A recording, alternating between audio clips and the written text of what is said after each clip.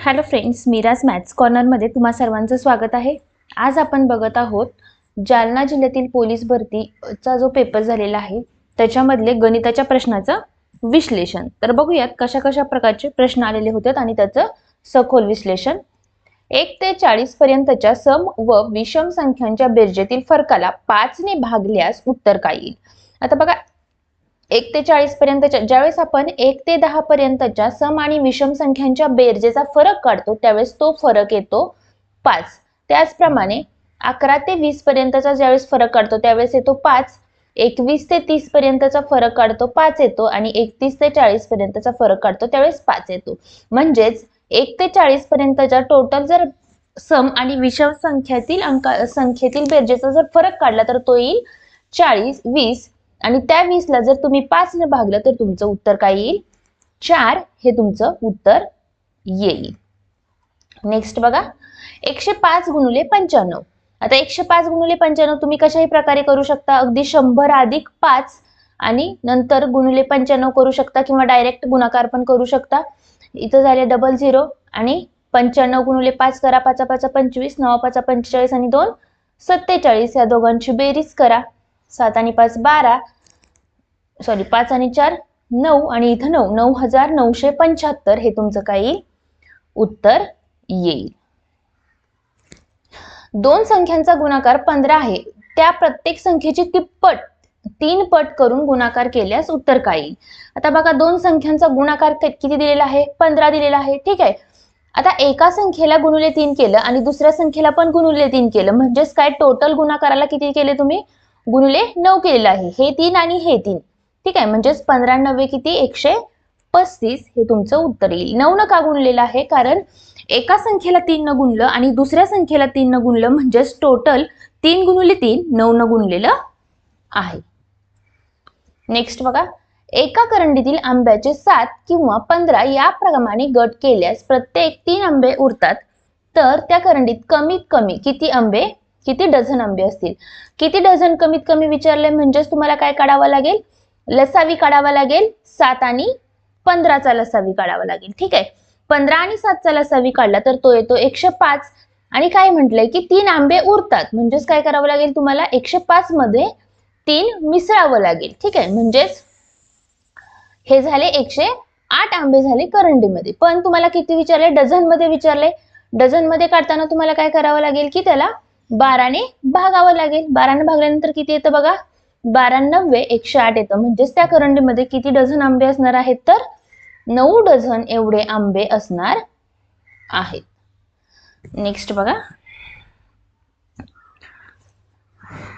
प्रतिभाजवळ 1940 सफरचंद होती.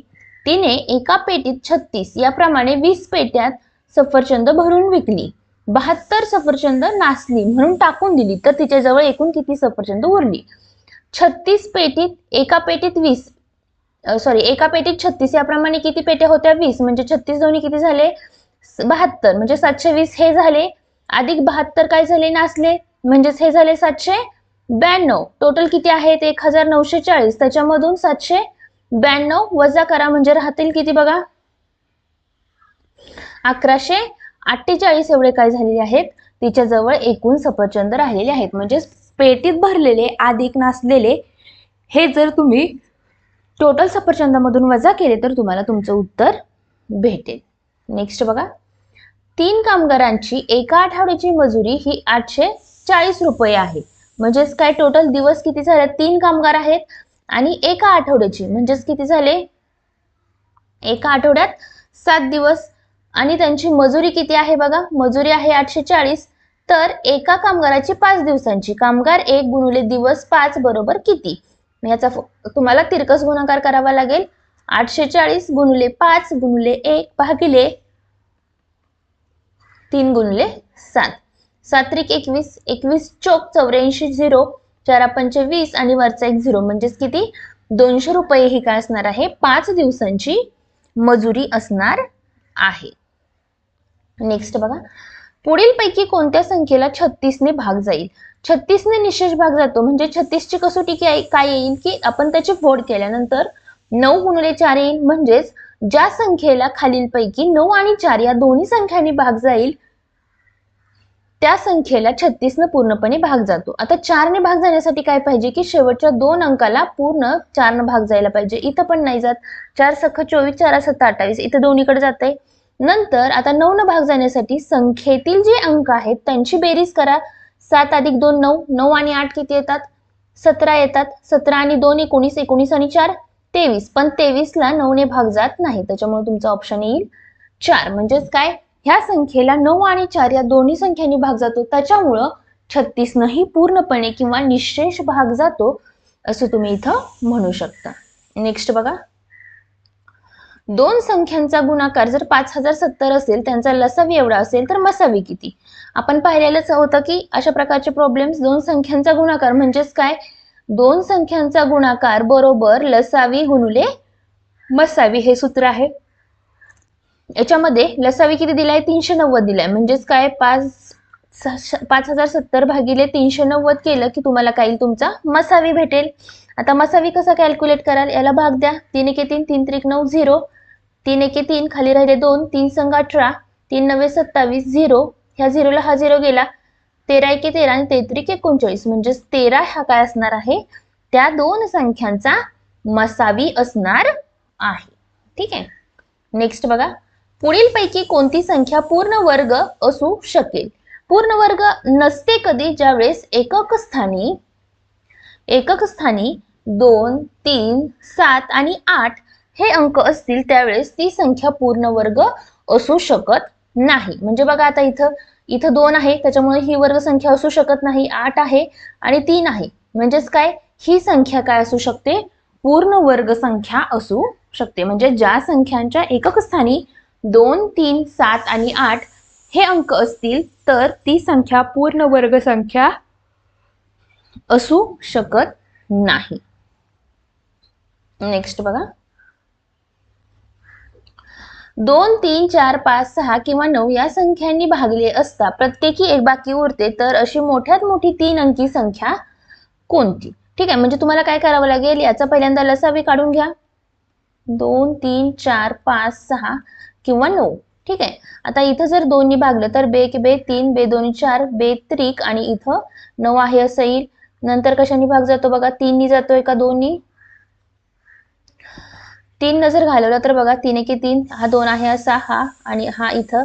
नंतर कशाने जाईल? इथं एकदा 5 नी जाईल, 2 नी जाईल आणि 3 नी जाईल. म्हणजे त्यांचा लसावी किती झाला? 2 गुणिले 3 गुणिले 2 गुणिले 5 गुणिले 3 एवढा त्यांचा लसावी झाला. मग आता यांचा जर गुणाकार केला तर 3 दोन्ही 6, 6 दोन्ही 12, 12 पंचे 60 गुणिले 3 180 हा लसावी झाला. पण मोठ्यात मोठी म्हटले आणि ह्या संख्या कशाच्या पटीत आहेत? 900च्या पटीत आहेत. म्हणजेच जर तुम्ही इथं 18ची जर 5 पट केली तर 900 येते आणि ह्या 900ला काय होणार की ह्या संख्यांनी पूर्णपणे भाग जाणार. पण आपल्याला काय पाहिजे? बाकी एक पाहिजे. म्हणजे 900 मध्ये जर एक ऍड केलं तुम्ही तर 901 ही संख्या अशी आहे की या संख्याने भागल्यानंतर त्याची प्रत्येक वेळी बाकी ही एक उरते.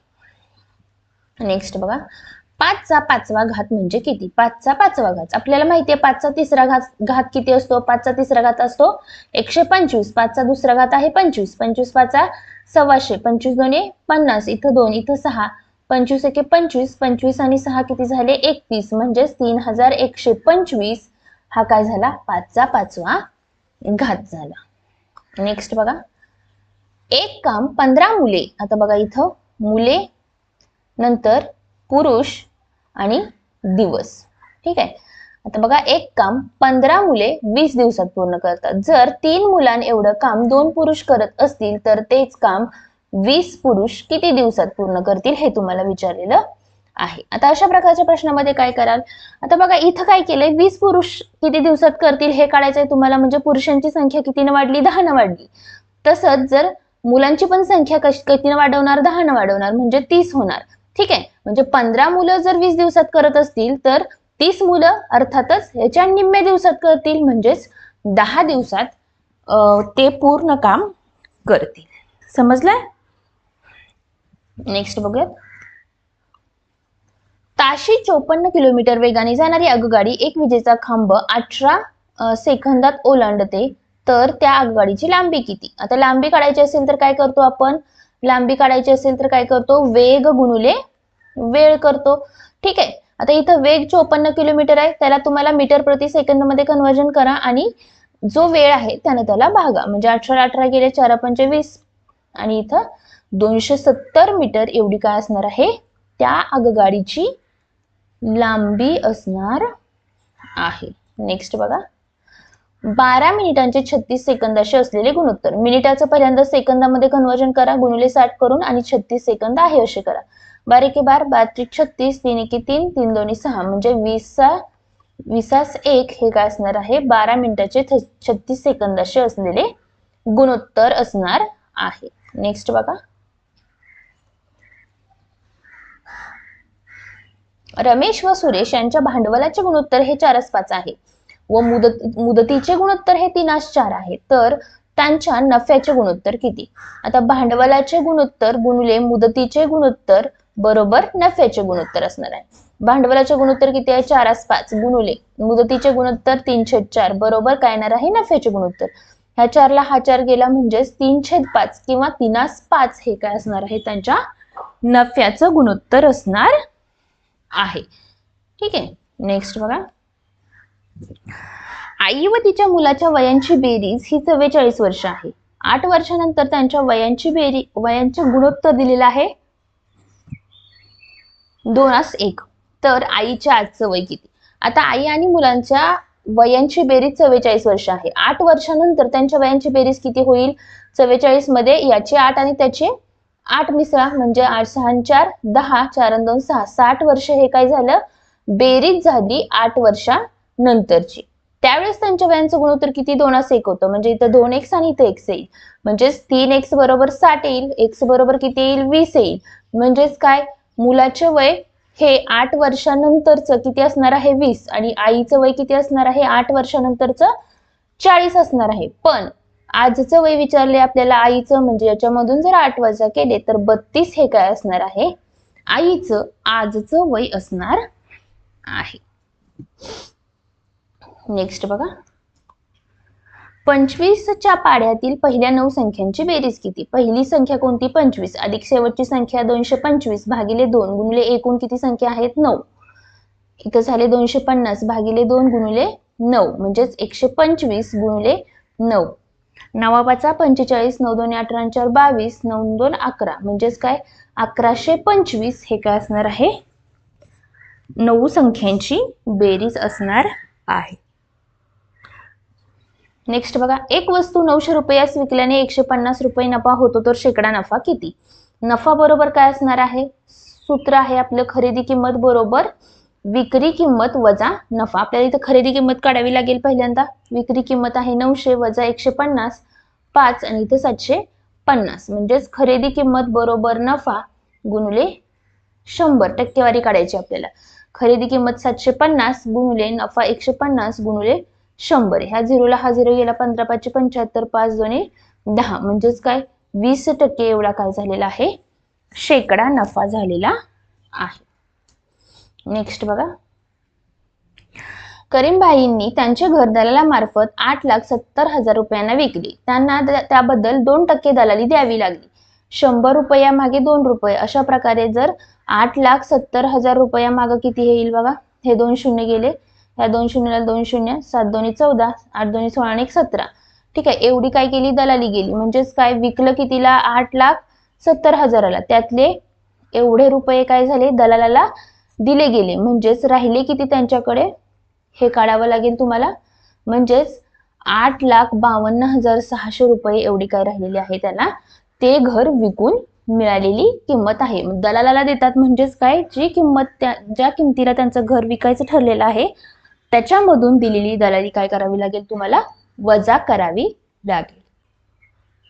हा बघूयात आपण आज शेवटचा प्रश्न. 2 डझन पुस्तकांची एकूण किंमत जर 1728 रुपये आहे म्हणजे 24 पुस्तकांची किंमत 15 पुस्तकांची किंमत किती? तिरकस गुणाकार करा. 15 गुणिले 1728 भागिले 24 3 5 15 3 8 24 8 1 8 8 2 16 8 1 8 आणि 8 संग 48 नंतर 6 पंच 30 इथे राहिले 8 आणि इथे 5 म्हणजेच काय 1080 रुपये ही काय असणार आहे 15 पुस्तकांची किंमत असणार आहे. तर अशा प्रकारचे नेहमीच रेग्युलर असणारेच प्रश्न जालना पोलीस भरती शिपाईसाठी आलेले होते. तर तुम्हाला याच्यामध्ये काही डाऊट असेल तर तुम्ही कमेंट बॉक्समध्ये नक्की कमेंट करा आणि व्हिडिओ आवडला असेल तर व्हिडिओला लाईक करा आणि चॅनलला सबस्क्राईब करा. थँक्यू.